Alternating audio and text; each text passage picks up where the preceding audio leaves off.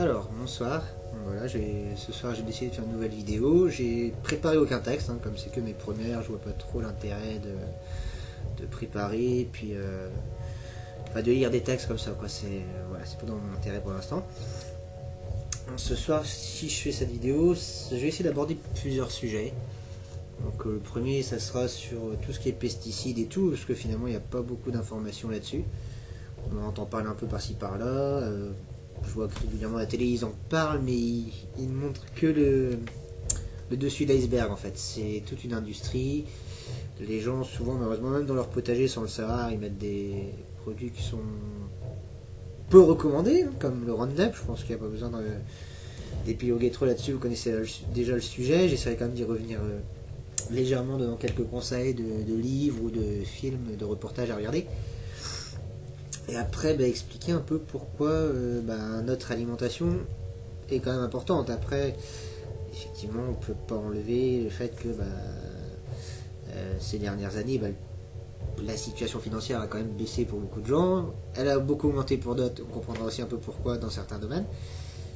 Et du coup, les gens se retrouvent à consommer des choses certes de moins en moins chères, mais de plus en plus merdiques. Passez-moi le terme, mais sans faire de publicité pour une marque ou une autre, enfin voilà, que ce soit une ou l'autre, c'est très dur en grande surface de trouver des produits qui sont quand même de qualité on va dire raisonnable, correct quoi. Il y en a, mais il faut mettre des prix. Alors et si je me sens à l'aise sur cette vidéo, j'essaierai d'aborder un troisième sujet que je ne sais pas encore. Je choisirai à la fin, voilà. L'effet de surprise des fois est bien aussi. Donc alors le premier, donc sur les pesticides, on va parler un peu des potagers, j'ai un petit appart, un petit balcon, comme j'ai dit dans mes vidéos précédentes. J'arrive à faire pousser quand même un peu de choses, de quoi je pense à subvenir à peu près à mes besoins et celui de ma compagne et de la petite. En tout cas, je ferai en sorte que je ferai ça au mieux. Et personnellement, je refuse en fait de mettre le moindre produit chimique, parce que ça n'apporte que très peu de choses. On va vous dire oui, mais ça va faire fuir des insectes qui peuvent être nocifs pour les plantes. Oui, c'est vrai. Mais il y a aussi d'autres méthodes. C'est vrai que des fois ça demande un peu plus de temps, donc les gens n'ont pas forcément envie de se casser le cul, on va dire. On est sur YouTube après tout, donc on peut. Et pourtant, malheureusement, les produits que les gens mettent sur leurs légumes ont un impact. Il faut savoir qu'aussi sur les marchés, il y a des petits producteurs qui vendent de l'adobe, et il y en a qui, par contre, qui ne sont pas en bio, forcément. Vous pouvez parler avec eux, demander comment ils travaillent, même pourquoi pas demander si un jour ils ont le temps de montrer leur petite exploitation. Il y en a qui ne sont pas en bio parce que ça a un certain coût. Alors c'est vrai que quand on est agriculteur en bio, alors on a droit, je sais plus exactement le chiffre, j'ai peur de dire une bêtise, on a droit des subventions par mètre carré, je crois, ou par hectare, je sais plus, ça doit être par hectare. Il me semble que c'est ça, il faudra que je demande à un collègue. Et le problème, c'est que il y a cette subvention qui est super, mais après, il y a les analyses, il y a le temps qu'il faut passer, parce qu'il faut de la main-d'œuvre pour désherber, tout ça, ça a quand même beaucoup d'inconvénients aussi, mais c'est un choix, parce que la qualité est là, le goût. Alors aujourd'hui, les gens, c'est vrai que vous voyez les fruits et les légumes en grande surface, alors, ils ont quasiment toujours la même taille, la même couleur, ils sont calibrés, c'est mis à mûrir dans des chambres sous oxygène, des chambres froides, tout ce que vous voulez. On le trouve ça sur YouTube, je pense, ou même sur d'autres plateformes, vous pouvez trouver, je pense, quand même assez de renseignements là-dessus.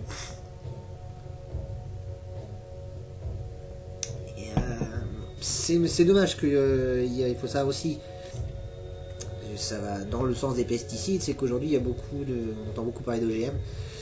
Et donc, alors Monsanto notamment, parce que c'est quand même une des plus grandes fermes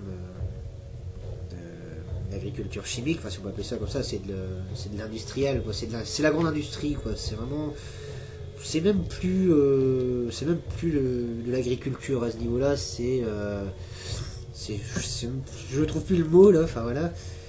Il y a un mot pour ça, quoi. C'est le géant, en fait, il dirige tout, et il dirige tout à tel point que il faut savoir qu'il y a un catalogue mondial pour les agriculteurs, que ce soit en bio ou en agriculture classique.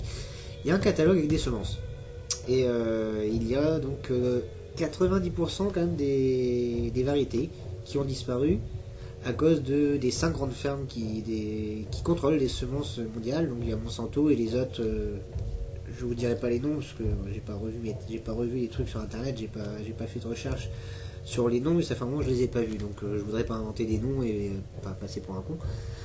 Le but c'est de vous donner des informations, puis vous après vous êtes grand, donc vous pouvez aller chercher si ça vous intéresse. Si vous intéresse pas, passez votre chemin, hein. On va pas vous forcer à aller faire des recherches. Et tout ça pour dire que 90% des variétés qui existaient il y a encore moins de 100 ans, même moins, enfin 80, 60 ans, il y a quand même 90% des variétés qui ont disparu, car elles ne sont pas sur les catalogues. Et un agriculteur, il faut savoir s'il vend des variétés qui ne sont pas sur le catalogue, donc qui ne sont pas autorisées par le catalogue mondial des semences, c'est 450 € d'amende par variété. Ça fait quand même mal derrière. Donc évidemment ils peuvent pas prendre de risques. Après ils peuvent toujours en faire pousser pour eux, voilà, mais c'est devenu tellement contrôlé que c'est très dur. Moi personnellement, c'est vrai qu'il y a des variétés dans ce que je fais pousser chez moi et sur mon balcon que ne vendent pas dans le commerce. Par exemple le piment habanero, alors vous avez le droit d'aller au Mexique, de ramener des graines, d'en faire pousser, mais c'est interdit à la vente en France. Il y a ça, il y a des tomates, c'est Almanda je crois. Ouais c'est ça, tomate Almanda, pareil, on en trouve très peu d'ailleurs, hein, vous pouvez chercher, c'est assez dur de trouver des semences par rapport à d'autres variétés dites anciennes qui sont très bonnes, qui sont vraiment anciennes mais qui sont autorisées. Savoir pourquoi, c'est vrai que là les choix après c'est... Je pense qu'il y a aussi un... Enfin s'ils choisissent des variétés, c'est qu'il y a une raison. Après voilà, c'est pas parce qu'elles sont sur le catalogue qu'elles sont pas bonnes, hein. Vous avez des tomates comme... Qu'est-ce qu'il y aurait? Il y a la noire de Crimée qui est très très bonne, il y a la calabache qui est très très bonne aussi, il y a... Comment ça s'appelle, la San Marzano, la tomate un peu longue, un peu comme la cornue des Andes, qui est excellente, on peut faire des coulis avec, enfin, il y a énormément de variétés. Moi j'en fais pousser une trentaine, là j'ai fait mes semences, enfin j'ai commencé, et c'est intéressant de jouer sur les formes, sur les couleurs, parce que quand vous les faites pousser vous-même, aucune tomate n'a exactement la même forme, elle n'aura jamais exactement la même teinte, hein. C'est contrairement aux grandes surfaces, et là vous voyez que c'est naturel aussi. Il faut savoir que pour qu'elles aient la même teinte dans les supermarchés, quand elles sont en train de mûrir dans des grands hangars, ils mettent des produits dessus pour qu'elles aient juste la teinte, la bonne maturité, quoi. Et dès que c'est fait, ils les mettent, ils trient la taille, ils trient par taille. Savoir qu'aujourd'hui il y a même un prix réduit pour les fruits moches, comme ils appellent ça. Donc vous avez des fruits moches et c'est moins cher, alors qu'ils sont très bons et pas meilleurs, mais ils sont très très bons aussi. C'est pas parce qu'ils sont moches que... Mais voilà, ça fait moins vendeur, donc c'est une preuve de la société de consommation. Donc voilà, on va revenir donc là sur les pesticides après ça, hein. Maintenant que vous avez compris que les semences sont contrôlées par 5 grands groupes, dont Monsanto qui contrôle pas loin de 75% du catalogue, ça donne l'ampleur des dégâts. Après, donc on parle un peu d'OGM, donc je vais revenir là-dessus. Parce que les OGM, il faut savoir que c'est beaucoup de soja, de coton aussi, je crois que ça touche le riz aussi, si je dis pas de bêtises. Le maïs évidemment, donc ça avec le traité transatlantique, si c'est passé, voilà quoi, s'il n'y a rien qui est fait et qu'on n'arrive pas à faire changer les choses, ben on vous fait toutes les sauces. Enfin en faisant attention on arrivera à sélectionner, mais voilà, c'est sûr qu'en grande surface ça sera pas indiqué. À savoir, il me semble que je l'ai dit dans la première vidéo, si j'ai pas de bêtises, aux États-Unis, une souche OGM et une souche naturelle d'un légume ou d'un fruit, ça a été considéré comme équivalent. C'est pas marqué quoi. Pour eux, c'est la même chose. Donc il y a une loi qui stipule que sur leurs étiquettes, c'est interdit de marquer que c'est des OGM ou non. Donc les gens là-bas pour choisir, ils peuvent pas quoi. Et malheureusement, et c'est ce qui risque d'arriver en France et en Europe à la longue. Donc oui, je suis toujours enrhumé comme vous le voyez. Donc hein, c'est ça aussi pour ne pas vouloir prendre certains médicaments, mais bon, j'assume. Et où j'en étais? Donc voilà, c'est ça. Donc les pesticides, faut savoir que on va vous dire oui, les OGM c'est bien, vous avez besoin de moins de produits, vous allez faire des économies. Alors, sur le rendement, c'est vrai que vous en récupérez plus, mais il faut savoir une chose, c'est que les souches OGM coûtent plus cher que les souches normales, donc que des graines normales. Et il faut savoir aussi que non, vous ne mettrez pas moins de produits. Ça a été prouvé qu'il fallait au moins 4 à 5 produits entre pesticides, comment on appelle ça, des antifongiques. Enfin, la liste peut être assez longue hein, sur certains fruits et légumes, notamment les tomates, les poivrons aussi, ils en foutent pas mal de saloperies. Les pommes, alors ça c'est bien aussi les pommes, donc c'est très dur de sélectionner. Il faut vraiment savoir chez qui on va, savoir comment ils travaillent. Les aubergines aussi, il me semble que c'est bien traité. Enfin, il y a des images, vous trouvez des photos comme ça avec des produits les plus traités, ils expliquent les plus, les moins. Tout n'est pas toujours vrai, donc cherchez quand même plusieurs trucs, enfin plusieurs sources. Parce que des fois vous trouvez deux fois le même fruit, des fois non. Des fois il apparaît dans aucune des. Vous cherchez 10 listes, il n'y a aucune des 10 listes qui vous mettra le même. Donc il faut quand même regarder dans lesquels apparaissent dans le plus de listes, et là vous pouvez quand même sélectionner. C'est. Les pesticides, le problème c'est.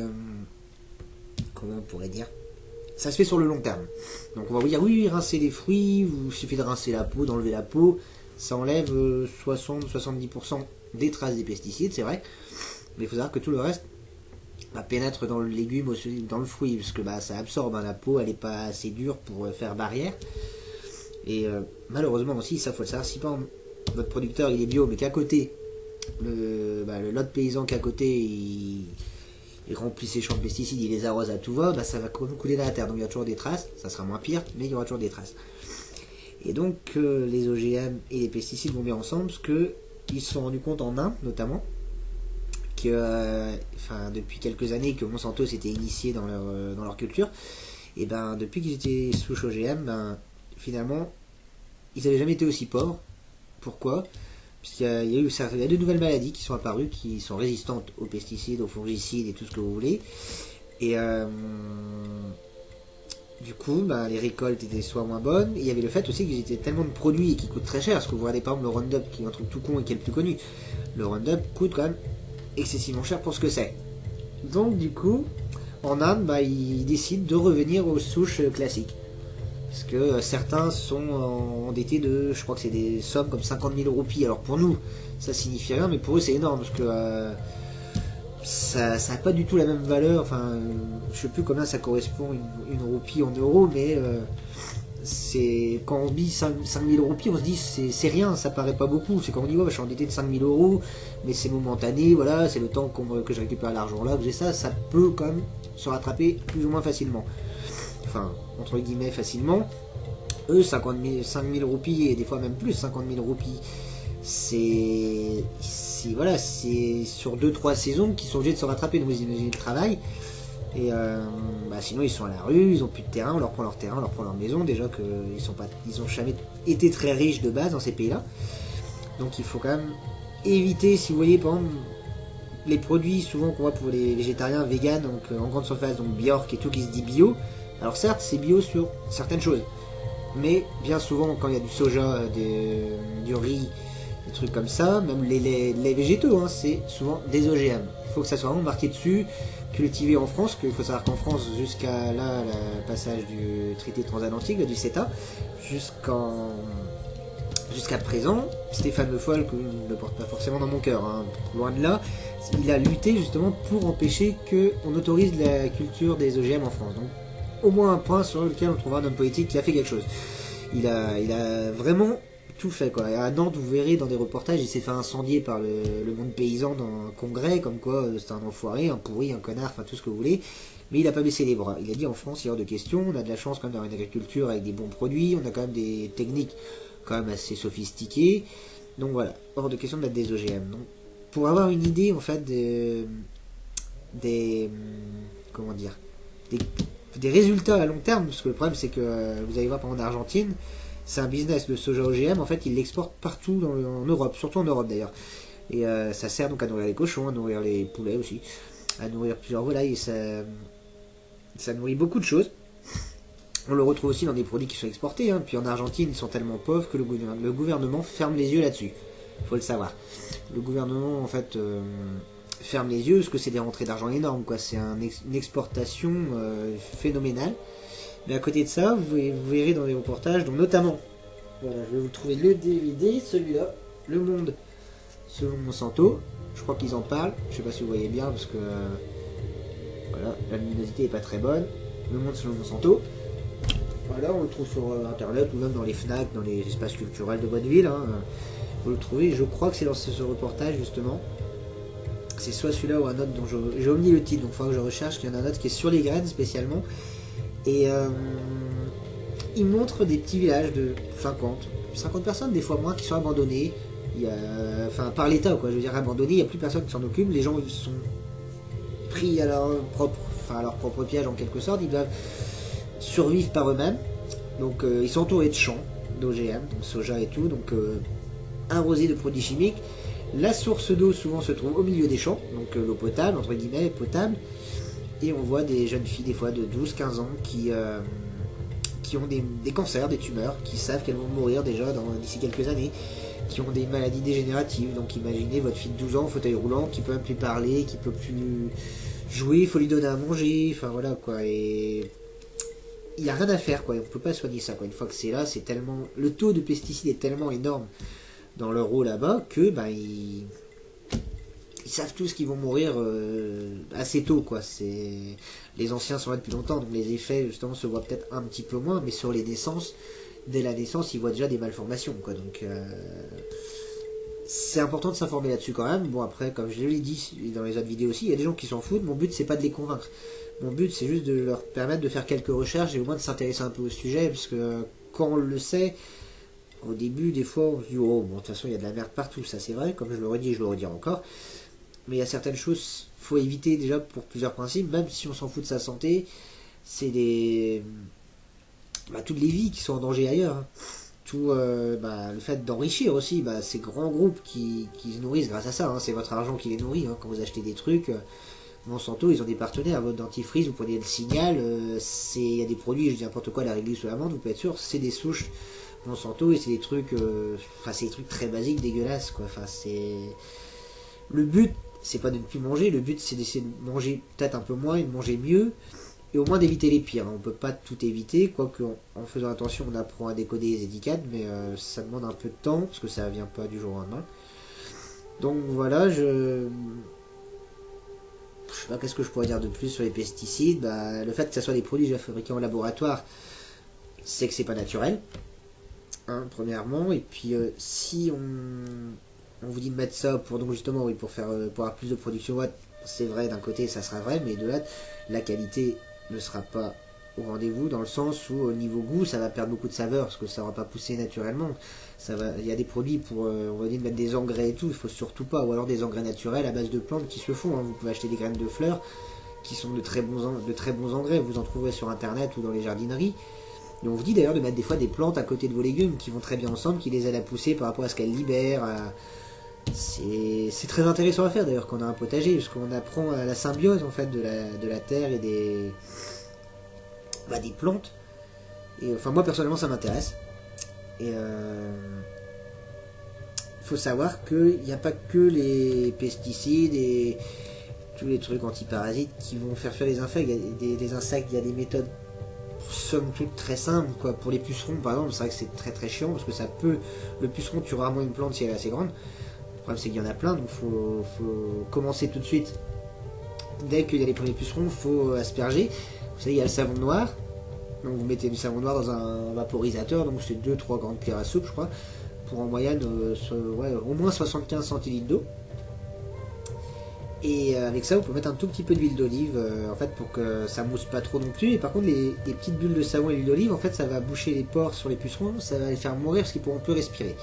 Donc c'est des petits trucs tout bêtes qui peuvent quand même éradiquer. Bon, il en reste quelques-uns, hein. Faut des fois les écraser au doigt aussi, mais au moins en enlever le plus possible comme ça naturellement.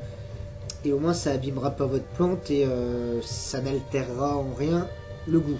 Il y a le marque de café aussi, hein. Bon après si vous prenez le café bas de gamme, malheureusement c'est pas trop la peine, parce que certes ça fera faire les pucerons, mais ça pourrait aussi modifier vos plantes. Ça pourrait faire pousser des trucs un peu bizarres des fois, hein. Mais le marque de café, si vous prenez un café de marque quand même correct, ou pour ceux qui veulent un café quand même classé naturel ou en bio ou autre, enfin voilà, il y a des alternatives, hein. Il y a des commerces équitables, tout ça qui sont très très bien. Et ça aussi, le marque de café fait quand même fuir une partie des pucerons. C'est des petits trucs, hein. Après, il y a le fenouil, par exemple, si vous mettez du fenouil, vous plantez du fenouil à côté de vos tomates ou autre, le fenouil, il n'aime pas du tout l'odeur. Par exemple, voilà, c'est une méthode aussi tout naturelle. Il y a la bourrache aussi qui n'aime pas trop. Les fleurs, hein, parce que les feuilles, ça les dérange pas du tout, mais les fleurs, en général, ils n'aiment pas trop, donc ça peut faire des barrières. Pareil, contre les escargots, tout bête, au lieu de mettre des tas de merde, vous mettez de la cendre de bois par exemple si vous avez une cheminée, ou si vous avez un collègue maraîcher qui a une cheminée, si vous savez qu'il en a une, vous lui demandez par exemple. Et ça marche très très bien, la cendre de bois contre les escargots et les limaces. Seul souci, il faut en mettre régulièrement, parce que s'il pleut ou quand vous arrosez vos plantes, ça va aller dans la terre. Qu'est-ce qu'il y aurait d'autre comme méthode tout bête Après, voilà, ça va être des maladies un peu plus techniques, quoi. Il y a des mouches, la mouche du chou, des trucs comme ça. Ça, c'est pareil. Là, j'ai plus en tête exactement, mais sur Internet, vous trouvez... c'est même souvent des plantes qui sont conseillées pour faire fuir tout ce qui est mouches qui peuvent parasiter justement vos plantes. Donc voilà, il faut savoir quand même que les pesticides ne sont pas obligatoires. C'est même mieux, moi je vous le dis, après, chacun fait comme il veut. Je le dis à chaque fois, je sais que je me répète, mais bon, c'est vrai que je suis encore un petit peu stressé pour mes premières vidéos. Mais je vous conseille par contre ce livre que je vais vous montrer qui est très très bien, parce qu'il n'est pas grand. Il coûte 5,90, donc même moins cher qu'un paquet de clopes pour ceux qui fument. Hein, c'est quand même pour dire. Et donc ce livre s'appelle Lutter contre les insectes, donc les reconnaître, les prévenir, s'en débarrasser efficacement. Voilà. Qu'on trouve dans beaucoup d'endroits. Ah, il y a un faux jour par contre, donc c'est chiant pour vous. Enfin de loin. Je sais pas ce qui fait ça. Enfin bref, voilà. Si vous voyez un petit peu. Merde. Voilà. C'est mieux. Donc vous voyez la pochette et je trouve que pour 5,90 c'est pas cher du tout. Il faut savoir que vos plantes, par exemple la bourrache, si vous en mettez suffisamment, vous pouvez récolter les fleurs à la fin de la récolte, récolter quelques graines pour replanter l'année suivante. Mais par exemple la bourrache, vous pouvez faire des qu'on appelle ça des infusions. Avec la plante, c'est très bon contre l'estomac. C'est bon aussi, je crois, contre les problèmes rénaux. Enfin, il y a plein, pareil, je vais pas vous étaler tous les bienfaits que ça a, mais c'est un exemple. Vous mettez par exemple de la verveine qui peut faire fuir certains insectes, mais c'est moins fort, donc ça dépend aussi des endroits. C'est vrai que étonnamment, j'ai découvert aussi que dans certaines régions de France, les insectes étaient plus tenaces que d'autres. Nous, c'est vrai qu'en Bretagne, on est un peu moins embêté entre guillemets, à part les frelons asiatiques quand même, qui sont très casse-couilles, et donc les pucerons, les escargots, les trucs de base, on n'a pas trop de maladies. Le mildiou sur les tomates, à savoir que le romarin, si vous pulvérisez par exemple de l'huile essentielle de romarin sur vos plants de tomates, donc mélangez bien sûr avec une huile végétale, donc ça peut être de l'huile d'avocat, de l'huile d'olive. Enfin, ça c'est vous qui voyez après, parce que ça peut être de l'huile de tournesol, de colza. Vous pouvez mettre ça, ça marche pas mal pour au moins éloigner le champignon, parce que le mildiou en fait c'est quelque chose c'est un champignon, donc on peut pas forcément empêcher qu'il vienne, à part la bouillie bordelaise, mais c'est pas très écolo non plus, parce que le zinc dans la terre, c'est pas mauvais pour la santé, c'est pas ça, c'est que c'est pas écolo, parce que ça met du temps en fait à se dégrader, même si c'est en poudre, hein, c'est quand même du zinc. Donc moi je suis pas trop pour, sauf si vraiment il n'y a pas le choix, faut le mettre, mais dès le début de la saison, en prévention. Mais sinon, qu'est-ce qu'il y aurait il y a plein de maladies que nous on connaît pas forcément trop non plus, on n'est pas trop atteint, donc ça je vous laisserai rechercher sur internet. Et un autre exemple, par exemple contre allez, on va chercher les scorpions, je pense pas qu'on est trop emmerdé ici. Les pucerons, je vous ai dit par exemple qu'il y avait alors le savon noir, voilà, c'est ce qui revient le plus, hein. Les coccinelles aussi qui adorent les pucerons, malheureusement on n'en trouve pas tout le temps, mais si vous voyez des coccinelles des fois sur un arbre, vous essayez de les attraper doucement, vous les mettez dans votre main et puis vous les mettez sur vos plantes. Ne vous inquiétez pas, ça peut manger jusqu'à 500 larves de pucerons par jour, donc c'est pas négligeable, hein. C'est le mieux, mais la coccinelle c'est vraiment si on en trouve. Qu'est-ce que je pourrais vous trouver d'autre voilà, il y a même plein de choses, je vous dis. Les fourmis, ça après c'est pas chiant pour vos plantes, au contraire. Les fourmis c'est plus dans la maison. Qu'est-ce que je vous trouverais d'autre? Les araignées. Les araignées qui sont très bien contre les pucerons aussi, on les aime pas chez nous, mais dans les plantes, vous voyez, ça sert bien, parce que les pucerons quand ils essayent de s'envoler, souvent ils se prennent l'étoile. Bon, les mouches, voilà, c'est pas... Vous voyez, en fait, les insectes, il n'y en a pas tellement qui sont embêtants dans les plantes, mais le livre est quand même très très intéressant, même en dehors du potager. Voilà, il sert même pour la maison. Donc après, les guêpes, vous pouvez aussi les faire fuir, parce que forcément, si vous avez des enfants, c'est pas terrible d'avoir les guêpes dans le potager. Donc les guêpes, on va vous chercher ça. Tiens, je vais vous donner un petit peu d'informations quand même, pour que vous ne soyez pas déçus de la vidéo. Alors, pour les mettre en fuite, 2 cuillères à soupe de café frais moulu. Pas du marc, hein, mais du vrai café qu'on fait brûler dans une soucoupe. Ça suffit apparemment à les faire rebrousser chemin. Donc voilà, ça c'est pour les faire fuir. C'est la première méthode, je sais pas s'il y en a d'autres. Confectionner une boule d'ambre ou boule de senteur. Donc ça après c'est déjà peut-être un peu plus complexe. Et l'odeur de l'huile essentielle de lavande vraie les fait fuir. Donc si vous voyez il y a des gars dans votre potager, vous pouvez mettre quelques gouttes d'huile essentielle de lavande vraie. Ça marche apparemment. Donc il n'y a pas besoin de beaucoup, mais ça les fait fuir. Ou alors vous mettez un diffuseur à côté, vous les voyez si vos enfants sont dans le jardin. S'ils sont dans le jardin, les enfants, voilà, faut pas hésiter quand même, parce qu'une piqûre de gamme, malheureusement, ça peut tourner mal. Donc, apparemment, elle déteste aussi le concombre. Donc, vous pouvez mettre des tranches de concombre coupées dans le périmètre, soit quand vous pique-niquez dans le jeu, les gamins jouent dans le jardin, pareil, vous mettez des tranches de concombre à proximité, bon, ça peut faire rire, mais ça marche, ils n'aiment pas du tout. Ou alors, il y a la méthode de la bouteille avec du sirop, elle meurt noyée, et peut-être aussi de diabète, hein, on sait pas, c'est vrai que trop de sucre, c'est pas bon, mais elles finissent par mourir parce qu'elles peuvent pas se dégluer du sirop. Donc voilà, c'est un exemple tout con, mais ce petit livre est très intéressant. Après, il y a plein de trucs que je peux vous conseiller, mais même par rapport enfin, pour revenir un peu sur les pesticides, voilà aussi les effets forcément sur les abeilles. Donc moi je vous conseillerais quand même sur ce DVD. Merde, voilà, des abeilles et des hommes, qui est très intéressant, qui coûte pas excessivement cher, je crois que je l'ai payé dans les 10 € à peine, donc vous voyez, ça vaut le coup, parce que les effets sont dévastateurs quand même, et dedans, on voit divers apiculteurs, donc il y en a un qui est en, je sais plus si c'est à l'est de la France ou en Suisse, dans les montagnes, donc un milieu purement naturel, et ces abeilles, ouais, ils les aiment comme des enfants, quoi. Ils s'en occupent, mais c'est que du naturel, et voilà, et à côté de ça, on voit un mec qui a une phrase, quand il arrive dans son champ et toutes les ruches, il dit voilà, ça sent l'argent frais, c'est le capital, quoi. Lui c'est le capitalisme et c'est le business du miel, quoi. Donc quitte à, pour vous dire, il laisse même certains à côté des vergers ou sur les poiriers, sur des amandiers, enfin tout ce qu'on dit, il laisse mettre les producteurs de ces arbustes-là mettre des produits chimiques juste à côté, et ça tue une partie des abeilles parce que ça paralyse leurs ailes. Et ils laissent faire, ils s'en foutent, parce que celles qui sont toujours vivantes vont produire tellement de miel que pour eux c'est tout bénef, quoi. Donc il est intéressant aussi, parce que les abeilles sont quand même très importantes pour la pollinisation, faut le savoir. Donc voilà, je vois que la vidéo quand même ça fait 26-27 minutes que je vous parle, j'ai pas parlé de grand chose, j'ai juste essayé de vous donner quelques conseils. Du coup je vais pas m'attarder sur les autres sujets, parce que la vidéo, si elle dure 50 minutes, ça va être peut-être rébarbatif pour vous et un peu trop long. Donc pour ce soir je pense que je vais m'arrêter là. Et pour ceux qui veulent un peu plus de renseignements, c'est pas encore sur le même sujet tout à fait, mais si vous avez votre potager, des plantes, des fleurs, comme quoi c'est un petit rapport quand même, il y a ce livre, voilà, qui est là, les antibiotiques au naturel, je vais y arriver à la fin, voilà, ouais, les antibiotiques au naturel, qui est quand même assez intéressant. Et pareil, moi ça coûte un peu plus cher, 6,90, donc voilà, c'est le prix, à peu près le prix d'un paquet de cigarettes, quoique c'est devenu tellement cher la clope. Donc voilà, j'espère quand même que les sujets vous ont intéressé, que vous avez appris des choses. Et j'ai encore du mal à bien m'exprimer sur internet, hein. C'est vrai que quand je fais mes vidéos, je suis encore un peu, voilà, je suis pas trop habitué. Mais je me dis que le but c'est pas, voilà, le but c'est pas de se faire du fric, c'est pas le but c'est pas d'avoir des milliers et des milliers et des milliers de vues. Je préfère même que 100 vues en 15 jours, mais qu'il y ait eu 100 personnes qui soient contentes ou qui aient pu partager un petit peu, montrer ça à leur entourage.